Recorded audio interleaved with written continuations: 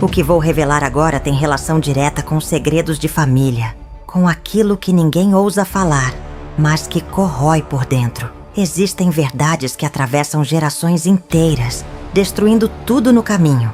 E a minha família viveu isso na pele. Quem ignora os sinais do passado, quase sempre percebe tarde demais que o silêncio cobra um preço alto, muito alto. Meu nome é Mari, e durante décadas carreguei um peso que não era só meu.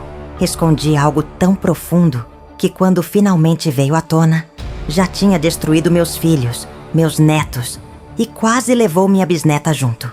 Esse segredo não começou comigo, mas eu escolhi alimentá-lo, protegê-lo, e hoje sei que cada dia de silêncio foi um dia roubado da paz da minha família.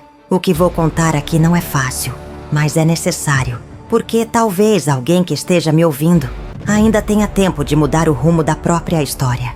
Se você sente que há algo na sua família que nunca foi dito, algo que pesa no ar, mas ninguém tem coragem de tocar, então esse vídeo é para você. O que aconteceu comigo pode estar acontecendo agora na sua casa, e você nem percebe. Por isso, se inscreve aqui agora, porque o que vou revelar nos próximos minutos pode ser o alerta que você precisa antes que seja tarde demais. A origem do silêncio. Nasci numa época em que mulher não tinha voz. Minha mãe não falava. Minha avó não falava. E eu aprendi desde cedo que calar era sobreviver. Cresci vendo meu pai bater na minha mãe toda vez que ela ousava questionar alguma coisa. E minha avó sempre dizia que era assim mesmo, que homem mandava e mulher obedecia. Ninguém chamava aquilo de violência. Chamavam de casamento, de compromisso, de destino. E eu, menina ainda, já sabia que um dia seria minha vez de calar também. Quando tinha apenas 15 anos, meu pai me prometeu para um homem 20 anos mais velho. Ele era fazendeiro, tinha terras, gado, nome respeitado na região. Ninguém me perguntou se eu queria, ninguém me olhou nos olhos para saber se eu estava pronta. Minha mãe apenas arrumou meu vestido, penteou meu cabelo e disse que eu era sortuda, que muitas meninas sonhavam com o que eu estava recebendo. Mas quando ela me abraçou naquele dia, senti suas lágrimas no meu pescoço e entendi que ela sabia exatamente o que estava me entregando. Os primeiros meses de casamento foram um pesadelo que eu fingia ser normalidade. Meu marido não me via como esposa, me via como propriedade. Ele decidia tudo, o que eu vestia, com quem eu falava, até quando eu podia sair do quarto. Aprendi rápido que contestar significava apanhar e que chorar alto significava apanhar mais ainda. Então engoli as lágrimas, escondi as marcas roxas e sorri para os vizinhos como se tudo estivesse perfeito. Porque era isso que mulheres faziam, era isso que me ensinaram. 2 anos depois, nasceu minha primeira filha, Beatriz. Olhei para aquele rostinho inocente e senti algo que nunca tinha sentido. Medo do futuro dela. Medo de que ela crescesse e vivesse o que eu estava vivendo. De que ela aprendesse a calar, como eu tinha aprendido. Mas ao mesmo tempo, algo dentro de mim já estava quebrado demais para imaginar um caminho diferente. Eu não sabia como protegê-la de um destino que parecia inevitável. Então fiz o que todas as mulheres da minha família tinham feito. Fingi que estava tudo bem. Meu marido começou a beber mais quando Beatriz nasceu. Ele queria um homem, um filho que levasse o nome dele adiante. E eu tinha falhado ao dar uma menina. As surras ficaram mais frequentes, mais violentas. E eu passei a dormir com medo de não acordar. Mas o pior não era a dor física. Era saber que minha filha estava crescendo naquele ambiente. Ouvindo os gritos, vendo as marcas, aprendendo que aquilo era amor. Eu queria gritar, queria fugir, mas para onde? Voltar para a casa do meu pai era voltar para quem me vendeu. Não tinha saída. Foi nessa época que aconteceu o que mudaria tudo. Meu marido trouxe para casa um homem, um amigo de negócios, e disse que ele ficaria conosco por algumas semanas. Aquele homem me olhava de um jeito diferente, não com desejo, mas com pena.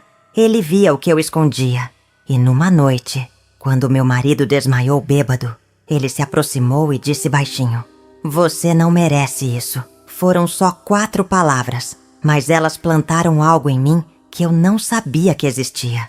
A ideia de que talvez eu merecesse outra coisa. E você? Já sentiu que estava vivendo uma vida que não era sua, mas não sabia como sair dela? Deixa aqui nos comentários se você ou alguém próximo já passou por algo parecido. Porque, às vezes, dividir é o primeiro passo para libertar. O segredo que nasceu na sombra. Aquele homem ficou 3 semanas na nossa casa. E nesse tempo, algo mudou em mim. Não foi paixão, não foi desejo, foi reconhecimento. Pela primeira vez na vida, alguém me via como ser humano, não como objeto. Conversávamos quando meu marido saía para o campo. E ele me contava de um mundo que eu não conhecia. De lugares onde mulheres podiam escolher, trabalhar, viver sem medo. Aquilo parecia fantasia, mas ele jurava que existia. E eu comecei a acreditar que talvez houvesse uma saída. Na última noite dele na nossa casa, aconteceu. Meu marido tinha bebido tanto que nem conseguiu subir a escada. Dormiu no sofá da sala. Eu estava no quarto, acordada como sempre, quando ele entrou. Não precisou dizer nada. Nos olhamos e foi como se o mundo inteiro parasse. O que aconteceu naquela noite não foi violência, foi escolha. Pela primeira vez na minha vida, eu escolhi estar com alguém. E aquilo me fez sentir viva de um jeito que eu nem sabia que era possível sentir. Ele foi embora na manhã seguinte e eu nunca mais o vi.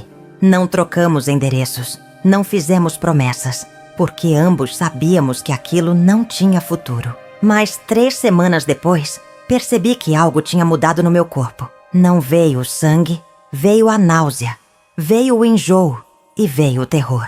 Eu estava grávida e não sabia de quem era aquela criança. Meu marido ainda me procurava às vezes, sempre bêbado, sempre violento. Então havia uma chance de ser dele. Mas e se não fosse? Passei 9 meses vivendo no inferno da dúvida. Cada dia que minha barriga crescia, era um dia de pânico, imaginando se aquela criança nasceria com traços que denunciariam o que tinha acontecido. Rezava todas as noites para que fosse do meu marido. Não por amor, mas por sobrevivência. Porque se ele descobrisse a verdade, me mataria. E mataria a criança também. O segredo começou ali, naqueles 9 meses de terror silencioso, onde eu mentia para mim mesma, dizendo que estava tudo sob controle. Quando meu filho Carlos nasceu, olhei para ele e não vi meu marido. Vi olhos claros, cabelo diferente, traços que não eram da nossa família.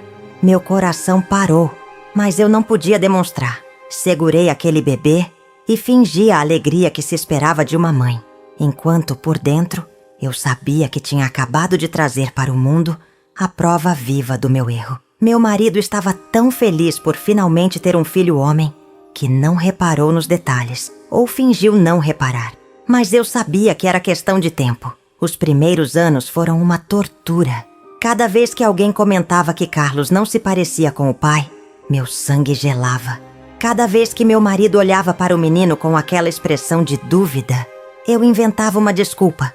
Puxava para algum parente distante. Criava histórias para justificar o que não podia ser justificado.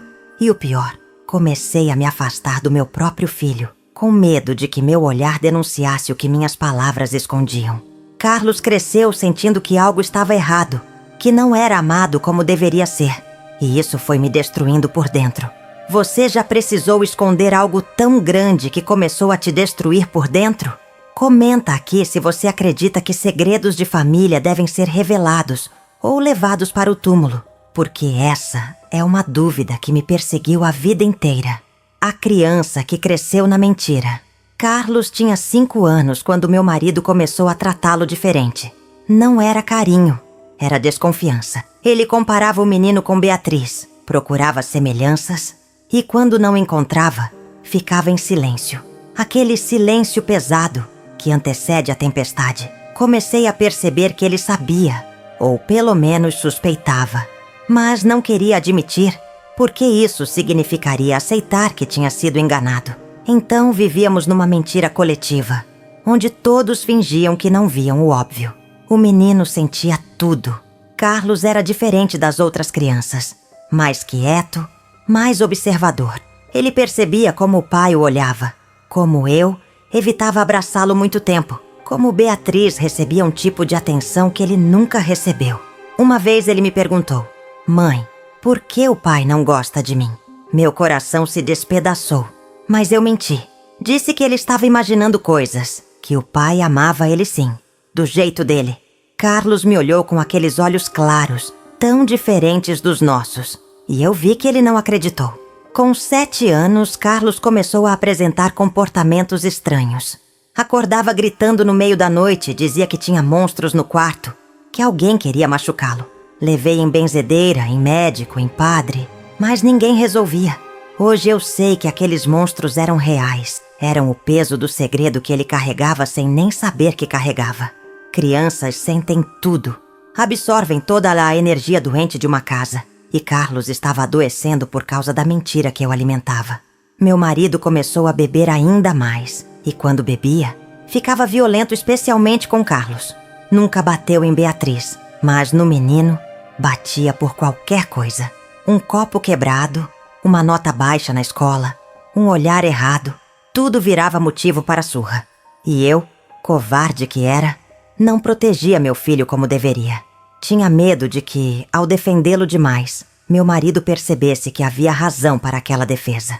Então deixava acontecer, e cada vez que Carlos apanhava, um pedaço de mim morria junto. Quando Carlos tinha 10 anos, aconteceu algo que mudou tudo. Meu marido chegou em casa bêbado, mais do que o normal, e começou a gritar que Carlos não era filho dele. Gritou na frente das crianças, dos vizinhos, de todo mundo. Disse que aquele menino era fruto de traição, que eu era uma vadia, que ele ia me matar e matar aquele bastardo também. Beatriz chorava desesperada. Carlos ficou em choque e eu neguei. Neguei com toda a força que tinha. Chorei, implorei, jurei por tudo que era sagrado que ele estava errado, que era o álcool falando. Meu marido me bateu tanto naquele dia que desmaiei. Quando acordei, Carlos tinha fugido de casa. Passamos 2 dias procurando, até que a polícia encontrou ele, escondido debaixo da ponte do rio, encharcado, tremendo de frio e de medo. Quando trouxeram ele de volta, o menino não falava mais. Ficou mudo por 3 meses inteiros e os médicos disseram que era trauma. Mas eu sabia que era culpa. Culpa minha. Culpa do segredo que eu insistia em manter vivo, mesmo vendo ele destruir meu filho. Já viu uma criança sofrer por causa de erros dos adultos? Deixa nos comentários o que você faria no meu lugar. Revelaria a verdade ou continuaria protegendo o segredo para evitar tragédia maior? A destruição da 2ª geração. Carlos voltou a falar, mas nunca mais foi o mesmo. Cresceu calado, desconfiado, sem amigos. Na adolescência começou a beber, igual ao homem que ele achava ser o pai. Tentei conversar, tentei ajudar, mas ele me afastava. Dizia que eu era culpada de tudo, que eu tinha deixado ele sofrer. E ele estava certo. Eu tinha deixado por medo, por covardia, por acreditar que manter o segredo era melhor do que enfrentar a verdade. Com 17 anos, Carlos engravidou uma menina da cidade. Ele nem gostava dela direito, mas disse que ia casar porque era o certo a fazer. Vi meu filho repetindo o mesmo erro que tinha destruído minha vida. Casar sem amor, por obrigação, por pressão social. Tentei alertar, mas ele não me escutou. Casou, e 6 meses depois nasceu minha neta Laura. Olhei para aquela criança e vi o ciclo se repetindo mais uma vez. O casamento de Carlos foi um desastre desde o início. Ele bebia, gritava, batia. Tornou-se exatamente aquilo que tinha sofrido. E eu assisti impotente. Sua esposa aguentou 5 anos antes de fugir com Laura. E Carlos entrou em depressão profunda. Passou a morar comigo de novo. E todos os dias era a mesma coisa. Ele bêbado, me culpando, dizendo que eu tinha destruído a vida dele. E o pior era que ele estava certo. Beatriz, minha filha mais velha, também não escapou. Ela casou cedo com um homem que parecia bom, mas que escondia um lado violento. Assim como eu, ela apanhou em silêncio durante anos. E quando finalmente se separou, estava quebrada por dentro. Tive 2 filhas com ela, minhas netas Clara e Sofia. E as 2 cresceram vendo a mãe sofrer, vendo a avó sofrer, aprendendo que mulher nasceu para aguentar. Meu marido morreu quando Carlos tinha 25 anos, cirrose de tanto beber. No velório, Carlos não chorou. Ficou olhando para o caixão com uma expressão vazia e depois me disse: deveria sentir algo, mas não sinto nada. Aquilo me partiu porque entendi que meu filho tinha crescido tão machucado que nem conseguia mais sentir. O segredo tinha feito isso. Tinha roubado dele a capacidade de amar, de chorar, de ser humano. Depois da morte do marido, pensei em contar a verdade para Carlos. Já não havia mais perigo. O homem estava morto. Não podia mais fazer mal a ninguém. Mas toda vez que ia falar, travava. Tinha medo de que Carlos me odiasse ainda mais. De que ele se destruísse completamente ao saber que toda aquela rejeição tinha razão de ser. Então continuei calada. E o segredo continuou crescendo. Agora alimentado não mais por medo, mas por culpa. Você acha que existe hora certa para revelar uma verdade dolorosa? Ou é melhor levar alguns segredos para o túmulo? Conta aqui nos comentários sua opinião, porque essa decisão atormentou minha vida inteira. O veneno que alcançou a 3ª geração. Laura, minha neta, a filha de Carlos, cresceu longe de nós. A mãe dela nunca mais quis contato com a família, e eu não culpava ela. Mas quando Laura fez 18 anos, ela me procurou. Apareceu na minha porta sozinha, dizendo que precisava conhecer o pai, entender de onde vinha. Olhei para aquela menina e vi todos os erros do passado refletidos no rosto dela. Tentei dissuadir, mas ela insistiu. O reencontro de Carlos com Laura foi tenso. Ele estava sóbrio naquele dia, graças a Deus, mas carregava no rosto todo o peso dos anos de sofrimento. Laura fez perguntas que ele não sabia responder. Por que abandonou ela? Por que bebia? Por que era tão infeliz? Carlos tentou explicar. Mas como explicar algo que nem ele entendia? Como dizer para uma filha que você virou um monstro? Porque cresceu sem saber se era filho legítimo ou fruto de traição? Laura começou a frequentar a casa. E com o tempo, percebi que ela carregava a mesma tristeza que Carlos. Descobri que ela tinha tentado suicídio 2 vezes, que fazia tratamento para depressão, que não conseguia se relacionar com ninguém porque sentia que vinha de um lugar errado. O veneno do segredo tinha passado para ela sem que ela nem soubesse que o segredo existia. Era como se aquela mentira tivesse vida própria, contaminando geração após geração. Minhas outras netas, Clara e Sofia, filhas de Beatriz, também não estavam bem. Clara tinha 22 anos e já estava no 2º casamento abusivo. Ela dizia que não conseguia ficar sozinha, que precisava de alguém mesmo que esse alguém a machucasse. Sofia, a mais nova, tinha 15 anos e já apresentava sinais de transtornos alimentares. Parou de comer, ficou pele e osso, e quando Beatriz levou no psicólogo, a menina disse que sentia que não merecia ocupar espaço no mundo. Foi então que entendi a dimensão do estrago. Não era só Carlos que tinha sido destruído pelo segredo. Eram todos. Minha filha Beatriz nunca se recuperou de ter crescido vendo violência. Meu filho Carlos se tornou o que mais odiava. Minhas netas carregavam traumas que nem eram delas, mas que tinham sido herdados, passados de mãe para filha como uma maldição. E tudo porque eu, décadas atrás, escolhi calar ao invés de enfrentar. Numa noite, reunidas todas em casa para o aniversário de Clara, olhei em volta e vi 4 gerações de mulheres quebradas. Eu, Beatriz, Clara, Sofia, Laura, todas carregando alguma ferida aberta, todas repetindo padrões de sofrimento, todas achando que era normal viver daquele jeito. E no centro de tudo, invisível mas presente, estava o segredo que eu guardava. Aquela noite tomei a decisão mais difícil da minha vida. Ia contar tudo. Não importava o preço, não importava as consequências. Já tinha deixado o veneno se espalhar demais. Já tinha visto gente demais sofrer por causa do meu silêncio. E você? Já percebeu que está repetindo padrões de sofrimento da sua família sem nem saber por quê? Comenta aqui se você acredita que traumas podem ser herdados de geração em geração.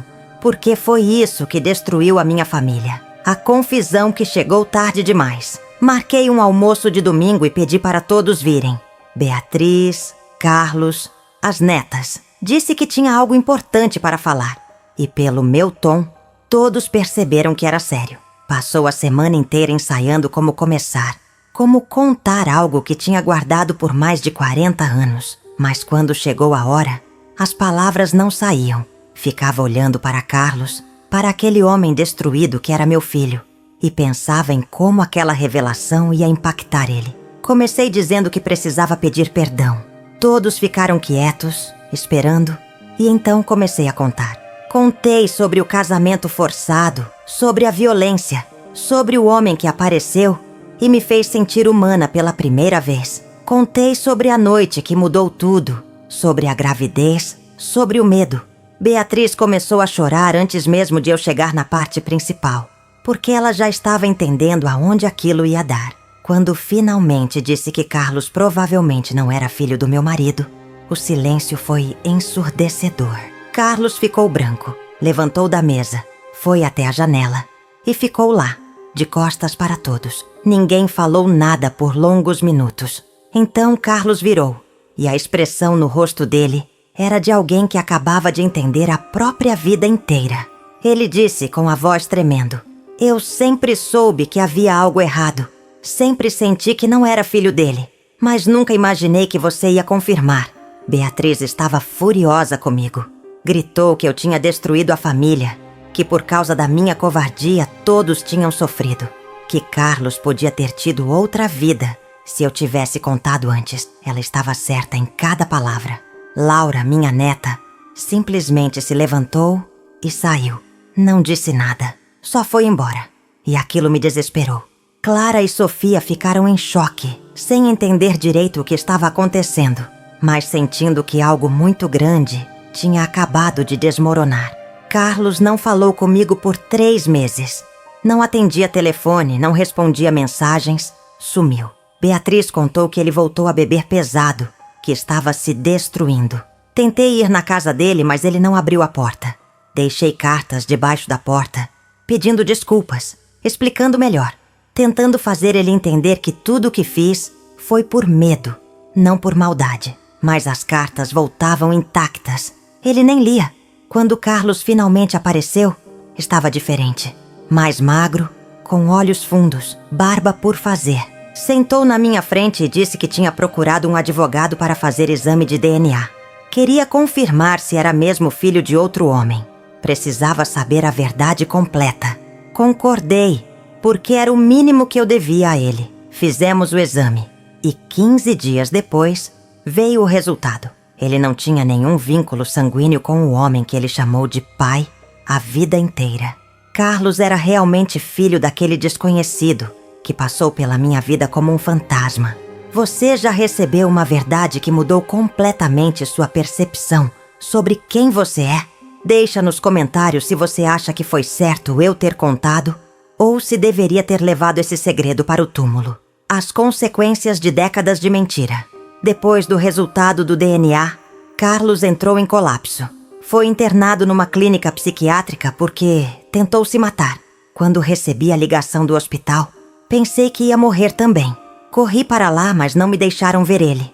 Beatriz estava lá e quando me viu, disse com frieza: "Você conseguiu o que queria. Destruiu ele completamente."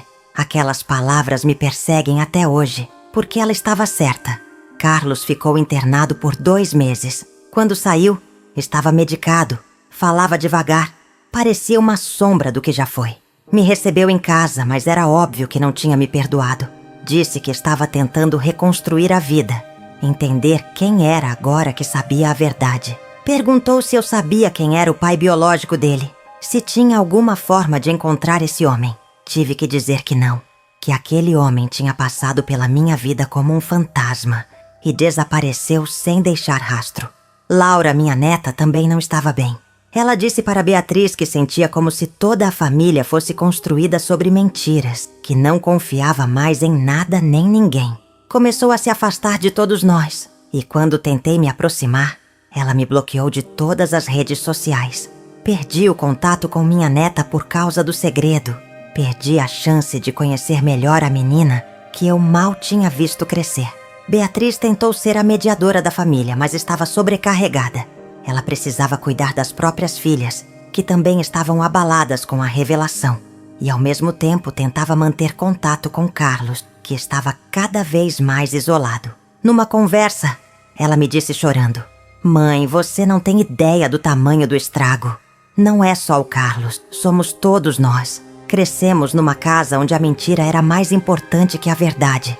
E agora nenhum de nós sabe como viver de forma diferente." Clara, que já estava em relacionamentos abusivos, piorou depois da revelação. Ela disse que agora entendia por que nunca se sentiu merecedora de amor verdadeiro. Tinha crescido vendo a avó mentir, a mãe sofrer, o tio se destruir. Começou a fazer terapia intensiva. E numa das sessões, a terapeuta disse algo que Beatriz me contou: segredos de família funcionam como veneno. Mesmo quem não sabe diretamente do segredo, sente os efeitos dele. Aquilo me destruiu, porque era exatamente o que tinha acontecido. Sofia, a mais nova das netas, começou a me fazer perguntas. Queria entender por que eu tinha mentido. Por que escolhi ficar em silêncio por tanto tempo. Tentei explicar. Falei sobre a época, sobre como mulheres não tinham escolha, sobre o medo. Mas ela me olhou com aqueles olhos jovens e disse algo que nunca vou esquecer. Vó, você teve décadas para contar. Teve 1000 oportunidades de fazer diferente, mas escolheu o silêncio. E agora estamos todos pagando por isso. Ela estava certa, e eu não tinha defesa. Já sentiu que está pagando por erros que nem foram seus? Conta aqui nos comentários se você acredita que é possível quebrar ciclos familiares ou se estamos todos condenados a repetir os erros dos nossos antepassados. A tentativa de reconstrução. Depois de 1 ano da revelação, tentei reunir a família de novo. Nem todos vieram, mas alguns aceitaram. Carlos apareceu, ainda distante, mas apareceu. Disse que tinha começado terapia e que estava tentando processar tudo. Entender que parte dele era consequência do ambiente e que parte era dele mesmo. Fiquei feliz em saber que ele estava tentando se curar, mesmo que não confiasse mais em mim. Beatriz trouxe Clara e Sofia. As meninas estavam diferentes, mais maduras, mas carregando um peso novo nos ombros. Clara contou que tinha terminado o relacionamento abusivo e estava morando sozinha pela primeira vez na vida.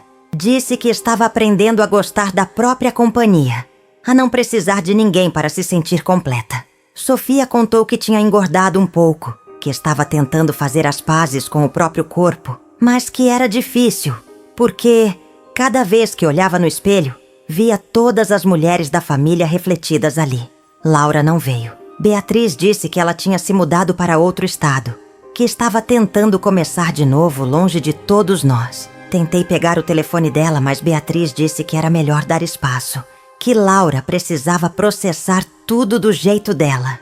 Aquilo doeu profundamente. Saber que minha neta estava tão machucada que a única solução que encontrou foi fugir da família inteira. Durante aquele almoço, tentei explicar melhor as coisas. Contei detalhes que não tinha contado antes, sobre como era viver naquela época. Sobre como mulheres eram propriedade dos maridos, sobre como denunciar violência doméstica simplesmente não era opção.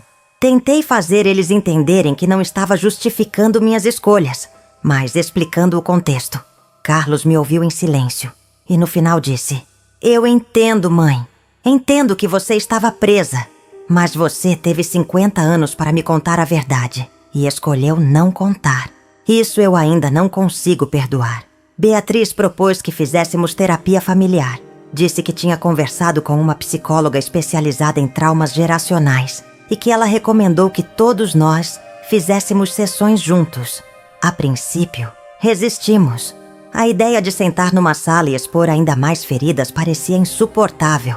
Mas Beatriz insistiu. Disse que era a única forma de tentarmos nos curar de verdade. Então concordamos em tentar. As sessões de terapia familiar foram as coisas mais difíceis que já fiz na vida. Ouvir meus filhos e netos falando sobre como minhas escolhas os afetaram, sobre como cresceram, sentindo que algo estava errado sem saber o quê, sobre como isso influenciou cada relacionamento, cada decisão, cada momento das vidas deles. A terapeuta disse algo que me marcou: segredos criam buracos. E as próximas gerações passam a vida inteira tentando preencher esses buracos, sem nem saber que eles existem. Foi exatamente isso que aconteceu com minha família. Você já participou de alguma terapia familiar ou acha que isso realmente funciona? Deixa nos comentários se você acredita que é possível curar feridas tão profundas ou se algumas coisas simplesmente não têm conserto. O legado que ficou e o que aprendi. Hoje, 3 anos depois da revelação, ainda estamos todos em processo de cura. Carlos conseguiu ficar sóbrio há 1 ano e meio. Está trabalhando, reconstruindo a vida aos poucos. Ele me disse recentemente que não me perdoou completamente, mas que está tentando entender que guardar raiva não vai mudar o passado. Disse também que está tentando ser um pai melhor para Laura, mesmo de longe, mesmo com toda a distância que ela impôs entre eles. Laura voltou a falar comigo há 6 meses. Foi um contato breve, por mensagem, dizendo que não estava pronta para me ver, mas que não queria mais carregar tanto ódio. Disse que estava fazendo terapia e que a terapeuta sugeriu que ela tentasse entender minha perspectiva. Não para me perdoar necessariamente, mas para se libertar. Aquela mensagem me fez chorar por horas, porque percebi que mesmo depois de tudo, ainda havia uma chance, mesmo que pequena, de reconectar com minha neta. Beatriz é quem mais evoluiu nesse processo todo. Ela disse que a revelação do segredo, apesar de dolorosa, foi libertadora. Finalmente entendeu por que cresceu num ambiente tão pesado, porque sempre sentiu que precisava ser perfeita para compensar algo que nem sabia o que era. Está ajudando Clara e Sofia a processarem tudo, e as 3 estão mais próximas do que nunca. Beatriz me disse: "Mãe, você quebrou a família quando contou o segredo, mas também deu pra gente a chance de construir algo novo, algo verdadeiro. Clara está noiva de uma mulher. Ela descobriu, depois de 2 casamentos abusivos com homens, que estava tentando viver uma vida que não era dela, repetindo padrões porque achava que era isso que se esperava dela. Quando se assumiu, disse que pela primeira vez sentiu que estava sendo honesta consigo mesma. Olho para minha neta e vejo coragem que eu nunca tive. Vejo alguém que escolheu a verdade mesmo sabendo que seria difícil. E isso me dá esperança. Sofia está melhor também. Ganhou peso, está comendo normalmente, voltou a sorrir. Ela me contou que durante muito tempo sentiu que não merecia existir, porque carregava uma tristeza que não entendia de onde vinha.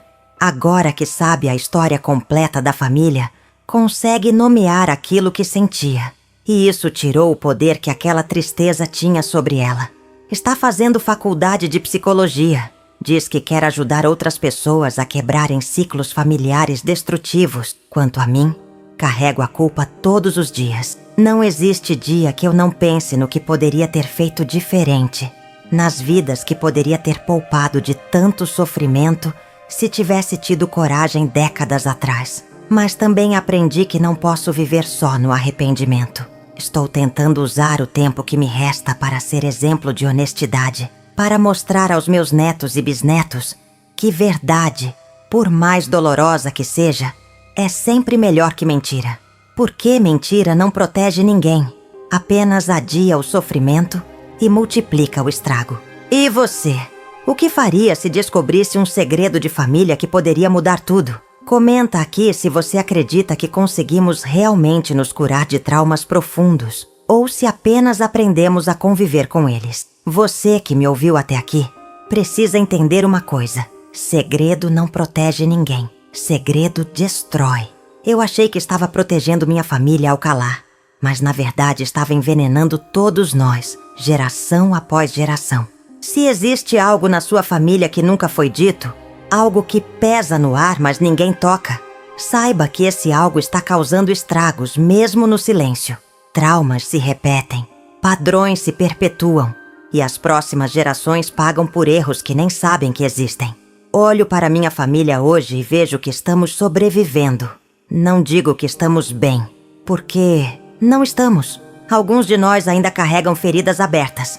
Outros estão em processo de cicatrização.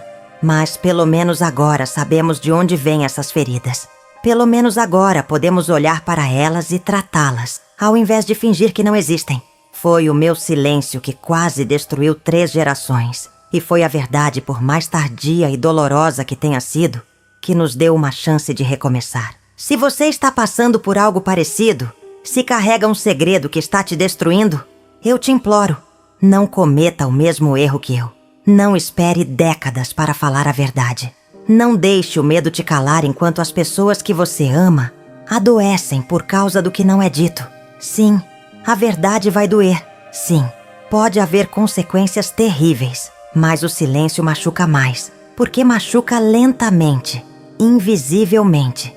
E quando você percebe, já destruiu todo mundo em volta.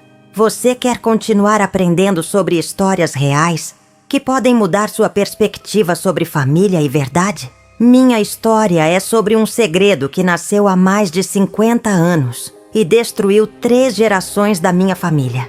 Casei forçada aos 15 anos com um homem violento. Vivi anos de agressões e silêncio.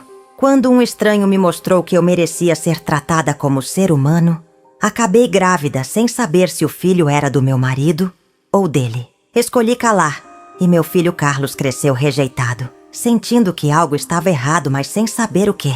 Carlos se tornou um homem destruído, repetindo os mesmos padrões de violência e alcoolismo que sofreu. Minha filha Beatriz também não escapou. Viveu relacionamentos abusivos e criou filhas que herdaram traumas que nem eram delas. Minhas netas, Laura, Clara e Sofia, cresceram carregando um peso invisível, adoecendo sem entender por quê. Quando finalmente revelei a verdade, já era tarde demais. Carlos tentou suicídio, Laura se afastou, a família quase se desfez por completo. Hoje, 3 anos depois, estamos tentando nos reconstruir. Carlos está sóbrio, Laura voltou a falar comigo. Beatriz e as filhas estão mais próximas do que nunca. Mas as cicatrizes ficaram. E eu carrego a culpa de ter escolhido o silêncio quando deveria ter escolhido a verdade. Aprendi da pior forma possível que segredos não protegem ninguém. Apenas multiplicam o sofrimento e passam de geração em geração como uma herança maldita. Se você gostou dessa história e quer continuar vendo relatos reais que tocam fundo na alma, eu vou deixar outro vídeo aqui no final que vai te impactar ainda mais. Se inscreve no canal, deixa seu like e compartilha com alguém que precisa ouvir isso. Porque, às vezes, uma história como a minha pode salvar uma família inteira de passar pelo mesmo sofrimento. E se você tem algo para compartilhar, deixa nos comentários, porque sua história também importa. Muito obrigada por ter me escutado até o final. Espero que minha dor sirva de alerta e de aprendizado para você. Um beijo no coração de cada um e que você tenha coragem de viver na verdade, sempre.